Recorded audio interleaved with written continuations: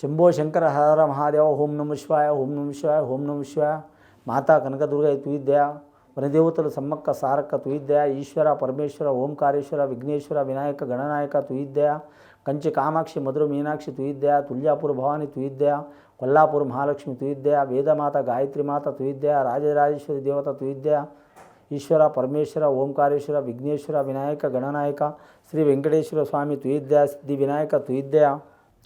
ఇప్పుడు మనం 2024వ సంవత్సరం జనవరి నెల 14వ తేదీ నుంచి 31వ తేదీ వరకు ద్వాదశ రాశుల్లో మేషరాశి నుంచి మీనరాశి వరకు 12 రాశుల వారి జ్యోతిష్యం భూత భవిష్యత్తు వర్ధమానం ఎలా ఉందో చూద్దామండి. అలాగే మాత్రం సంక్రాంతి, భోగి, కనుమ, ముక్కనుమ, ఈ సంక్రాంతి వేళ విశేషం, ద్వాదశ రాశుల వారి పేరు మీద శుభయోగాలు అశుభయోగాలు గోచార ఫలం ఎలా ఉందో మన జానకిరామ్ని అడిగి చూద్దామండి. నూతన సంవత్సరం జానకిరామ్ సంక్రాంతి ఘడియల 14వ తేదీ నుంచి 31వ తేదీ వరకు 2024వ సంవత్సరం ద్వాదశ రాశుల్లో మేషరాశి వారి జాతకం ఎలా ఉంది చూడు. మేషరాశి వారి జాతకంలో చెప్పాలంటే శివపార్వతులు వచ్చిండి, విఘ్నేశ్వరుడు వచ్చిండు, షిరిడి సాయిబాబా వచ్చిండు. మేషరాశి వారి మాత్రం ఈ నూతన సంవత్సరం చాలా వరకు శుభయోగం ఉన్నదండి. వారికి వారి జాతకంలో చూడాలంటే మాత్రం నవగ్రహాల్లో వారికి మాత్రం 6 గ్రహాలు అనుకూలంగా ఉన్నాయండి, 3 గ్రహాలు అనుకూలంగా లేవు, మిశ్రమ ఫలితాలు ఉన్నాయి. ఆదాయం ఖర్చు సరి సమానం ఉంటుంది. సాయం చేసేవారు 4, ఇబ్బందులు పెట్టేవారు మాత్రం 2 వారి జాతక బలానికి. వారి పేరు మీద చూడాలంటే కానీ గృహ నిర్మాణం కట్టడం కానీ, స్థలం తీసుకోవడం కానీ, కొనడం కానీ, అమ్మకం కానీ ఖచ్చితంగా కలుగుతాయి వారి జాతకంలా. కానీ సంక్రాంతి వేళ విశేషం, ఈ నూతన సంవత్సరం వారికి చాలా వరకు మాత్రం రాజకీయ నాయకులు కూడా కలిసి వచ్చే అవకాశం ఉన్నది. అలాగే మాత్రం ఈ సంక్రాంతి ఘడియలో మాత్రం చాలా వరకు కొన్ని వినోద కార్యక్రమాలు ఉంటాయండి. కోడి పంద్యాలు ఉంటాయి, చాలా వరకు ఉంటాయి, సరదా పంద్యాలు ఉంటాయి. అసంటి వాటిలో కూడా వారికి కలిసి వచ్చే అవకాశాలు ఉండేది వారి జాతక బలంలో. అలాగే వారి జాతకంలో చూడాలంటే మాత్రం శుభకార్య విషయంలో కూడా కలిసి వస్తుంది. కానీ అంగరంగ వైభవంగా యోగ బలం ఉన్నది వారి జాతక బలానికి. స్త్రీలకు కానీ, పురుషులకు కానీ, బాలలకు కానీ, బాలికలకు కానీ కలిసి వచ్చే అవకాశం ఉంది.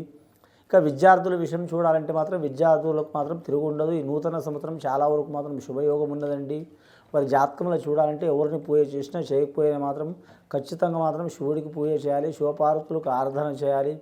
వారి జాతకంలో చూడాలంటే లక్కీ నెంబర్ వస్తుందండి. వారికి 9 వస్తుంది. వారి జాతకంలో 9 వస్తుంది, 1 వస్తుంది, 7 వస్తుంది. అలాగే వారాల్లో మంగళవారం, సోమవారం కలిసి వచ్చే అవకాశం ఉంది. తిథులు అంటే ఇక అన్ని తిథులు మంచిదే, కానీ కాకపోతే అమావాస్య తిథి, అష్టమి తిథి ఏ పనులు చేయొద్దండి. కాకపోతే అమ్మవారికి పూజ చేయటం మంచిది. కులదేవత కావచ్చు, గ్రామ దేవత కావచ్చు, ఇంటి దేవత కావచ్చు, ఏ దేవత అయినా సరే పర్వాలేదు, తప్పకుండా పూజ చేయాలండి. ఇక వీరి జాతకంలో చూడాలంటే కానీ అశ్విని నక్షత్రం వారికి మాత్రం అధికమైన ఫలితం ఉన్నదండి. అశ్విని నక్షత్రం వారి జాతకంలో చూడాలంటే మాత్రం ఖచ్చితంగా వారు మాత్రం కేతు అధిపతి కాబట్టి మాత్రం వైడూర్యం ధరించాలండి.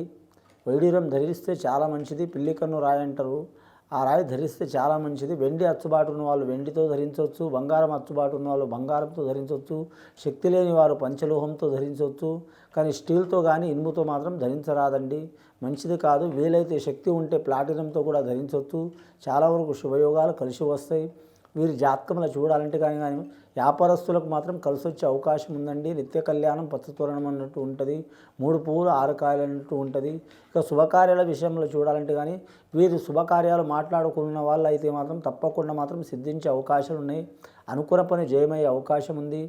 కానీ మాత్రం వివాహాలు దగ్గరకు వచ్చి దూరం అవుతున్న వాళ్ళు, సంబంధాలు చెడిపోతున్న వాళ్ళు, చికాకులు పడుతున్న వాళ్ళు, ఇబ్బందులు పడుతున్న వాళ్ళు, అటువంటి సంఘటనలు ఉన్న వాళ్ళు ఖచ్చితంగా అవి తొలగిపోతాయండి. వీలైతే మాత్రం శివపార్వతుల్ని కళ్యాణం చేపిస్తే చాలా మంచిది. వీరి జాతకంలో చూడాలంటే మాత్రం వెండి బంగారం అచ్చుబాటు ఉంటుందండి, భూమి మాత్రం అచ్చుబాటు ఉంటుంది. ఈ నూతన సంవత్సరం మాత్రం చాలా వరకు విశేష ఫలితం ఉంది వారి జాతక బలంలా. ముఖ్యంగా రాజకీయ నాయకులకు మాత్రం తిరుగు ఉండదు వారి జాతక బలంలా.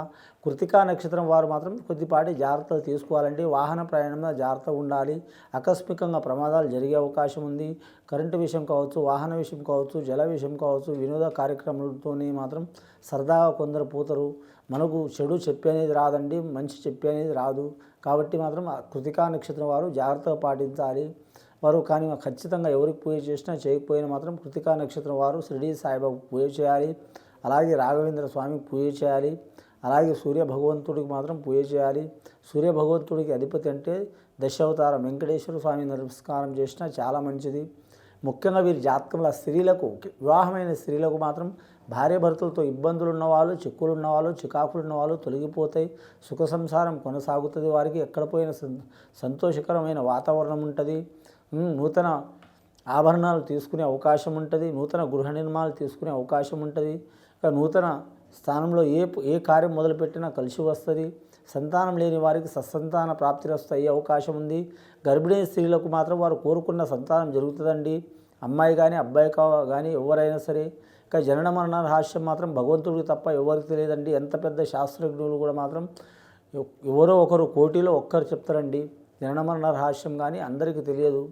అని మాత్రం ఈ పుట్టుక మరణ రహస్యం తెలిసి ఉంటే మాత్రం అందరి మనుషులు మాత్రం చాలా వరకు ఇబ్బందులు పడేదండి. కానీ మాత్రం వీరి పేరు మీద చూడాలంటే మాత్రం గ్రహాలు మంచిగా ఉన్నాయి, కానీ నరదృష్టి ఎక్కువ ఉన్నదండి. లక్ష్మీ నరసింహస్వామి దర్శనం చేయాలి.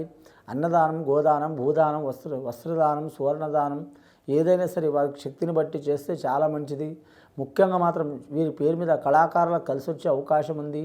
టీవీ కళాకారులు, సినీ కళాకారులు, అలాగే సంగీత కళాకారులు, గీత రచయితలు రాసేవారు, ఇంకా సాంకేతిక నిపుణులు, ఇక మాత్రం తెర మీదనే కాకుండా తెర వెనుక ఉండే నడిపించేవారు కళాకారులు, రంగస్థల కళాకారులు, అలాగే వర్ధమాన కళాకారులకు చాలా శుభయోగం ఉంది.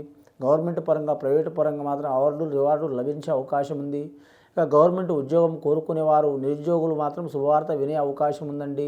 కేంద్ర పరంగా అయితే మాత్రం ఇబ్బంది ఉంటుంది, కానీ మాత్రం రాష్ట్ర పరంగా అయితే ఖచ్చితంగా వారు కోరుకునే ఉద్యోగం దక్కే అవకాశం ఉంటుంది.